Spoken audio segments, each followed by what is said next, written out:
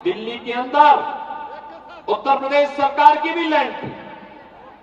सिंचाई विभाग की बड़ी लैंड है, हजारों एकड़ लैंड है। और अचानक आम आदमी पार्टी की सरकार बनी। इनका ओखला का विधायक वहां पर कुछ लोगों को जबरन वहां पे कब्जा कराने लग गया। बांग्लादेशी घुसपैठिए थे। हमने एक दो बार अनुरोध किया कि भाई ये कब्जा मत कराओ, लेकिन जब ये लोग नहीं माने, अंततः मुझे उत्तर प्रदेश से पीएसी फोर्स भेजनी पड़ी और बुलडोजर भी भेजना पड़ा। उन सबको जाना पड़ा। अपनी जमीन को वापस कब्जा लिया। मैंने कहा दिल्ली के अंदर विकास के लिए जमीन चाहिए, उत्तर प्रदेश सरकार देगी, लेकिन बांग्लादेशी घुसपैठियों के लिए और वक्फ माफिया के नाम पर कब्जा करने के लिए 1 इंच जमीन नहीं देने वाले हैं। उस यमुना नदी को क्या दुर्गति की है इन लोगों ने? ऐसा नहीं कि यूपी के अंदर परिवर्तन हुआ। यूपी के अंदर नमामि गंगे परियोजना के माध्यम से मोदी जी ने जो कार्य योजना बनाई, जो पैसा दिया, उस पैसे को जमीनी धरातल पर उतार करके लगाया गया। परिणाम है प्रयागराज में अविरल यमुना नदी मिलती है और पावन संगम में हर श्रद्धालु, देश का कोटि कोटि श्रद्धालु आकर के डुबकी लगा करके पुण्य का भागीदार बनकर अपना आशीर्वाद दे करके जा रहा है। बहनों और भाइयों, यही कहने के लिए मैं आज आपके पास आया हूं। यही कहने के लिए आज मैं आपके पास आया हूं। ये आम आदमी पार्टी की सरकार आपकी आस्था के साथ खिलवाड़ कर रही है। यमुना जी को इन्होंने अपने गंदगी के, अराजकता का, अव्यवस्था का शिकार बना करके आज आम आदमी पार्टी की सरकार के पाप का भुगतान हमारा मथुरा, वृंदावन, आगरा वासियों को भी होना पड़ रहा है। दिल्ली के अंदर क्या दुर्व्यवस्था फैलाई है। बरसात के दिनों में यहाँ के नाले चौक होकर के जब ओवरफ्लो पानी होता है, कैसे पूरी दिल्ली डूबती हुई दिखाई देती है। ये दृश्य हर एक व्यक्ति की आंखों को खोलने वाला होता है। विकास के बारे में जो मैं कह रहा था, सड़कें गड्ढे में है या गड्ढे में सड़क है, इसका भी अंदाजा आप यहाँ की सड़कों पर चल करके रोज लगाते होंगे। और गंदगी का तो अंबार ही क्या। अरे आम आदमी पार्टी की तो इसका ये चुनाव चिन्ह ही जब्त कर देना चाहिए। झाड़ू तो यहाँ पे गंदगी का पर्याय हो गया है, दुर्व्यवस्था का पर्याय हो गया है। कारण है इन लोगों ने सफाई कर्मियों का भी शोषण किया है। श्रमिकों के लिए पीओसी बोर्ड के पैसे का दुरुपयोग किया है। विकास के कार्यों में इन्होंने सेंध लगाई है। विकास के लिए आने वाले पैसे को इन लोगों ने बंदर बांट किया है। बहनों और भाइयों, दिल्ली से मेरठ के बीच में 12 लेन का एक एक्सप्रेसवे भारत सरकार बना रही थी। उत्तर प्रदेश सरकार सहयोग कर रही थी। दिल्ली के अंदर आम आदमी पार्टी की सरकार ने सहयोग करने से इनकार कर दिया। देश की पहली रैपिड रेल दिल्ली मेरठ के बीच बननी थी। उत्तर प्रदेश सरकार सहयोग कर रही थी। आम आदमी पार्टी की दिल्ली की सरकार ने सहयोग करने से इनकार कर दिया। याद करिए, दिल्ली के अंदर मेट्रो के निर्माण के लिए अलग अलग फेजेज में जो कार्य होने थे, दिल्ली की सरकार ने अपना शेयर देने से इनकार कर दिया।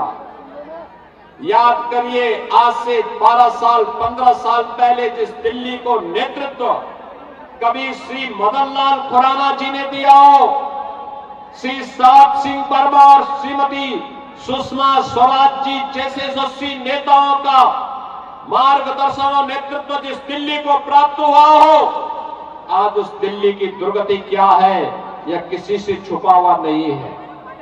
बहनों और भाइयों, आज दिल्ली कहां जा रही है? वह समय था जब दुनिया दिल्ली को देखने के लिए आती थी। पूरा देश दिल्ली बसने के लिए आता था। और आज है जो दिल्ली वासी हैं वे उत्तर प्रदेश के अंदर नोएडा में, ग्रेटर नोएडा में, गाजियाबाद में बसने के लिए जाते हैं, कहते हैं कि यहां का उत्तर प्रदेश का इंफ्रास्ट्रक्चर, वहां की सुविधाएं अच्छी हैं, दिल्ली के अंदर सुविधा अच्छी नहीं है। बहनों और भाइयों, आम आदमी पार्टी की सरकार ने कुछ कारनामे ऐसे किए हैं, आपकी आंखों को खोलने वाला होना चाहिए। आम आदमी पार्टी की सरकार और पूरा विपक्ष इस समय एड़ी चोटी किया हुआ है। ये लोग, इन्होंने 10 वर्ष में काम किए, आम आदमी पार्टी के जनप्रतिनिधियों को, उनके पदाधिकारियों को आधार बनाने का लाइसेंस दे दिया। उन्होंने बांग्लादेशी और रोहिंग्या मुसलमानों के भी उन्होंने आधार कार्ड बना करके उन्हें जबरन दिल्ली का नागरिक देकर के दिल्ली वासियों के अधिकारों को इन्होंने जबरन हथियाने का प्रयास किया।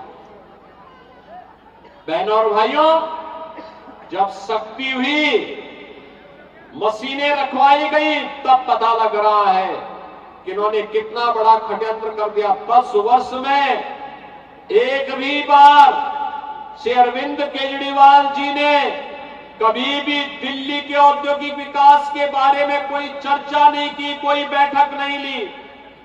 कितने युवाओं को नया रोजगार मिल रहा है, इसके बारे में कभी कोई रिव्यू नहीं किया। एक भी नया उद्योग नहीं आ पाया दिल्ली में, जबकि ओखला यहां का औद्योगिक नगर था। वहां पर इन्होंने उद्योग का निवेश तो नहीं किया, इनका निवेश वहां बांग्लादेशी घुसपैठियों का जरूर हो गया। इन्होंने बांग्लादेशी घुसपैठी बसा दिए अव्यवस्था और अराजकता फैलाने के लिए।